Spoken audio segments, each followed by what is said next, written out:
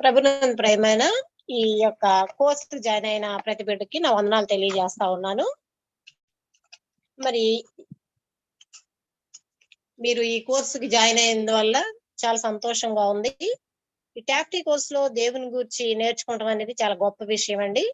ఇప్పుడు నా ఏజ్ వచ్చేసి 52 ఇయర్స్. అయితే ఫస్ట్ నుండి క్రైస్తవ కుటుంబంలో పుట్టాను, పెరిగాను. బైబిల్ లేఖనాలు చదవటం అంతా తెలుసు నాకు. ఆఫ్టర్ మ్యారేజ్ పరిచర్యలో ఉన్నాను. పరిచర్యలో మా యొక్క తెలంగాణ ఈ యొక్క ప్రాంతాల్లో పరిచర్య చేస్తా ఉన్నాము. అయితే బైబిల్ అంతా మాకు వచ్చేసు.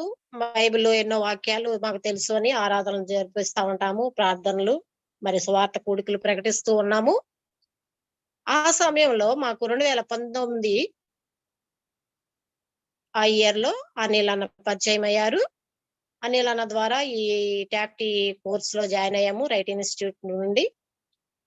జాయిన్ అయిన తర్వాత ఈ యొక్క టాక్టీ కోర్స్ చేసిన తర్వాత నాకు అర్థమైంది ఏంటంటే,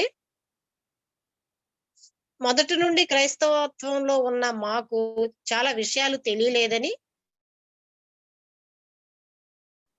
నాకు నేను అనుకున్నాను అన్నమాట. ఎందుకనంటే బైబిల్ ఆదికాండం నుండి ప్రకటన వరకు చదువుతాము. మనం క్రైస్తవ బిడ్డలం కాబట్టి చదువుతాము. మామూలుగా మనం అన్ని లేఖనాలు తెలుసుకుంటాము, వాక్యం చెప్తాం. కానీ టాక్టీ కోర్స్ ఇది ఫీడ్‌బ్యాక్ అనేది ఎవరో చెప్తే చేసేది కాదండి. నా అంతటికి నేను ఈ యొక్క కోర్స్ గురించి మీకు తెలియజేయాలని చెప్తున్నాను. ఈ టాక్టీ కోర్సులో దేవుని గూర్చి, క్రీస్తుని గూర్చి, మరి పరిశుద్ధాత్మని గురించి, త్రిత్వం గురించి, అసలు మానవుని పాపం గురించి, రక్షణ గురించి ఈ విషయాలు చదువుతా ఉంటే, చెప్తా ఉంటే, అవి వింటా ఉంటే నిజంగా ఇంకా ఎంతో ఉంది నేర్చుకోవాల్సిందని నాకు అనిపించిందన్నమాట. ఇప్పుడు ఏజ్ ఎందుకు చెప్పానంటే, నేర్చుకోవడానికి ఏజ్‌తో సంబంధం లేదని చెప్తున్నాను.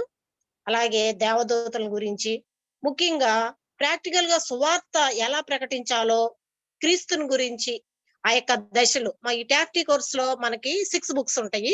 6 బుక్స్ కూడా మనకి మత్తయి సువార్త నుండే మనకి కోర్సు వస్తుందన్నమాట.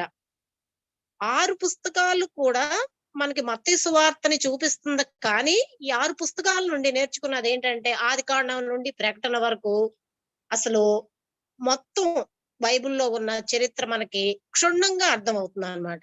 ఒక ప్యాసేజ్ తర్వాత ప్యాసేజ్ ఎలా మనం చదవాలి, ఎలా దాన్ని అన్వయించుకోవాలి, అసలు దానిలో ఒక ప్యాసేజ్‌లో ఉన్న వాక్యంలో ఉన్న వివరణ ఏంటి అనేది ఈ టాక్టీ కోర్స్ చేసిన తర్వాత నాకు బాగా అర్థమైంది. మరి అలాగే ఈ కోర్సు బైబిల్ గురించే కాదు కానీ, సువార్త చేయడం, పరిచర్య ఇంకా ఎలా సరిగా చేయాలి, శిష్యులను ఎలా తయారు చేయాలి, శిష్యులుగా మరి మన తోటి బిడ్డలను ఎలా సిద్ధపరచాలి అనేది మనం నేర్చుకున్నాము. అలాగే దాదాపుగా క్రైస్తవ సిద్ధాంతాలను కూడా బైబిల్ స్టడీకి కావాల్సిన పరిశీలన, వివరణ, అధ్యయన నియమాలు నేర్చుకున్నానండి. వీటిలన్నిటిని బట్టి ప్రభుకే మహిమ.